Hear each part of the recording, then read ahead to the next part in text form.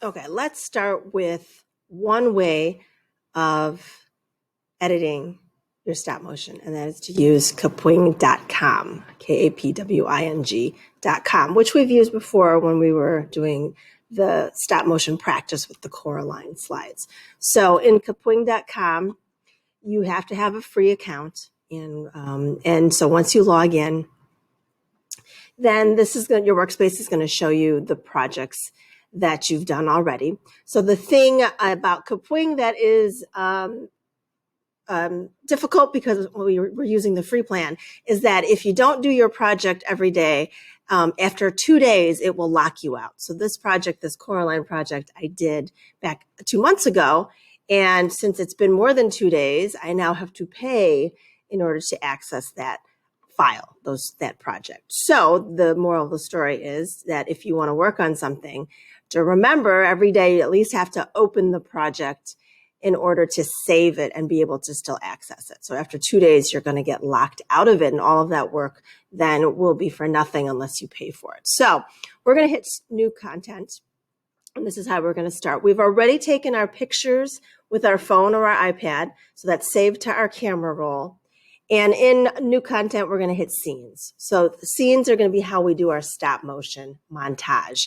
So when you click to upload, then in this folder or wherever you have your pictures, if you find that you don't see them, even though you know that they're there, the problem is the iPad and an iPhone take pictures in a file format called HEIC. And we need them to be JPEGs. So that's why they're missing, even though I know that they're saved here. So when you go to Google and you actually want to convert those files from HEIC to JPEG, so when you search it, the converter I like to use is the one called freetoolonline.com. So these other ones are fine, but sometimes they only will do 5 pictures at a time, and we have upwards of 200 pictures to do. So when you click on that one, you don't want to hit start because that'll take you to something else.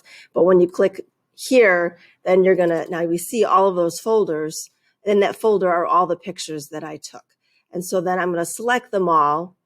And I'll just do one for now. And then you're going to see it's going to start to convert that file into a JPEG file. So, and then I'm going to have to download. So if you select all of the 200 pictures that you do, then it'll let you download them all as one zipped folder, which you're going to have to then extract in order to get all of those individual pictures off of it. So then this one, and then I'm able to download. And again, so the more you do, you'll be able to download them as a bunch and then extract it. So I've already done that step. So when again, go back to Kapwing and click to upload. So this is the folder that I have uploaded files already. So, here they are. Here's the full files. So I'm going to grab all of these pictures here. And then when I click open, I'm hoping it puts them in the correct order, which it doesn't. So in order to rearrange, and we're good, then you just drop and drag. So you can just drag them. So this one's first, and then this one, I'm not quite sure why it doesn't put them in the order that I asked it to, but it's an easy fix. So it's just hard because sometimes you have to figure out which came first. So then this one goes here. And so I would not import more than a set of pictures at a time, because otherwise then it's a lot to then try to fix in terms of rearranging this one to make it work correctly. Okay, so I'm just eyeballing and I think that's right. So when you look at it right now, each image there is going to play for 3 seconds. So down here on my timeline, it's 30 seconds long because I have 10 pictures. So when I play through it, and sometimes the site is slow to load. So sometimes if it doesn't play it correctly or if it shows up as a white screen, it's more of a Wi-Fi issue that it's not working. It's working, but it's just not playing it. Because remember, files take up a lot of space. So one thing I want to do is change some of the time. So when you hit edit duration, and you can change the time of each frame. So the lowest we can go is 1 frame per 10 frames per second, or 0.1 seconds. I'm going to hit apply to all images because that'll save me from having to hit edit duration on each file, which would take forever. And then you'll see down here that your time has changed now. Now it's only 1 second long because each one is a 1/10 of a second, and there's 10 of them. One thing, though, that you should always do is the first frame, make it more than a second. So let's say the first one, and this time I'm just going to hit apply. This one will just sit on the screen for 2 seconds because then it'll let the audience figure out where it is before it starts animating. So that's just a little tip to just keep that on the screen before it starts to move quickly. And the same thing with your end. So if you wanted this to be your end, I would change that time to be, 1 to 2 seconds long. And then again, it just sits on the screen longer. It doesn't just pop out and end. So that gives it a little more time. And you see that it only changed the slide I told it. So 2 seconds for the first slide, and then 2 seconds for the last slide.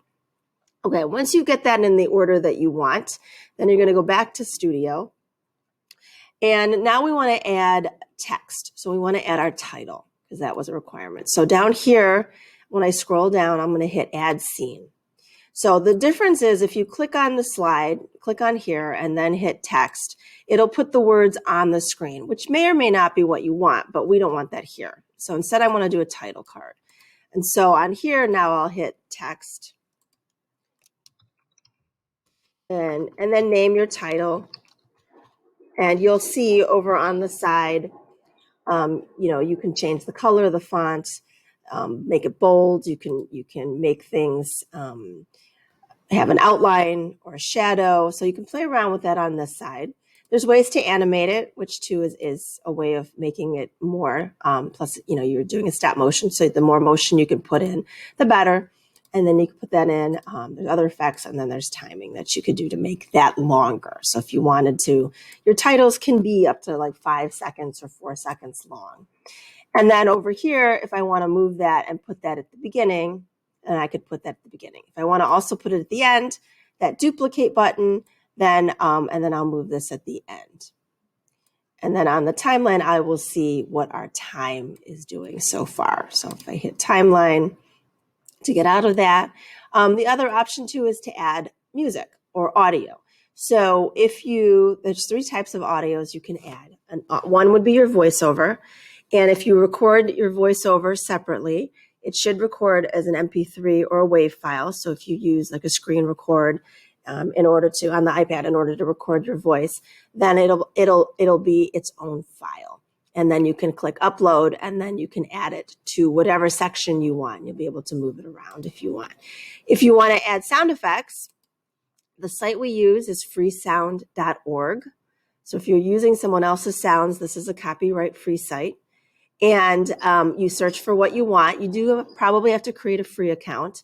So I'm already logged in. And then once you find the sound, make sure it's a WAV file. So WAV or an MP3 file. Those are the only audio files. Those are the standard ones. And that's the only ones Kapwing will use. And then you'll hit download. Okay, so I already did that. So going back to Kapwing, I want to add a sound effect here. So I'm going to upload. And then here is my downloaded file. And so it will, when I go to timeline, I'll be able to see that sound effect there. And you can move it around. And over here, we can edit it, trim it. So then I can change the beginning and hit done. And I can move it around to where I want to play it. And then I can change the volume over here as well, if it's not loud enough or too loud. And then if I also want to add music, so there's a couple ways to do that as well. So if you have the MP3 file or the WAV file, then you would click to upload audio. If your music is from YouTube, the nice thing about Kapwing is it will let you do a direct link to YouTube. So when you search copyright-free music and creators, it will pop up the channel that we like to use. That provides an audio library of music that you're allowed to use. Remember, you do need to remember where you got it. So you save the link and the track name, because we do have to put that into the YouTube description when we upload. So here's my audio library, and you can search for what you want. I'm just going to pretend that this song, sure, Okay, so when I click share, and I'm just going to copy that link, go back to Kapwing, add audio, and this time I'm going to paste that link into that side, that little spot there that said YouTube link. And so then it will add another track. So down here is now that music. And same thing as before, I can hit trim and I can make it shorter or longer. I can pick a different section if I want. And so there it is. And I'm going to move this over and this, and then you can hit play. And if my internet was working properly, you would see it move and animate. For some reason, it's not. Let me just double check. So if we go to scenes and edit duration, those are fine. I'm going to change this to 1 second. And change this one to 2 or 3 seconds. This one, just to see if I can see it better. Okay, so then I go back to Studio.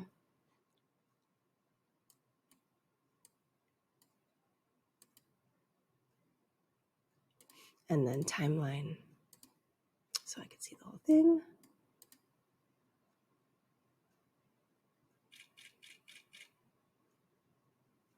So this is when you have a high frame rate, a low frame rate, I'm sorry, that it moves super slow. So that's why I had it at 0.1, but I just wanted to make sure it worked. So then I would go back to scenes, and that's where I can change all the frame rate sizes to make them lower and then make him move a lot faster in that stop motion.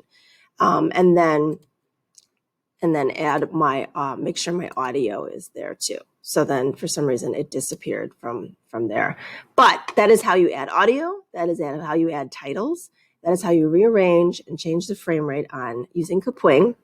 The last step, you can also add more scenes. So if you want to do a different location with different people, then you would add a scene and then add more slides or more pictures there. So when we're all done, and this is exactly how we want it to be, we're going to hit export video. And then it's going to take a while, but this is going to give you a way that you can then download that video, that finished video, as an MP4.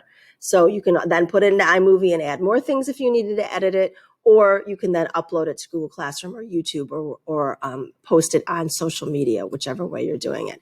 But that is, in a nutshell, how you use Kapwing in order to create your stop motion animation.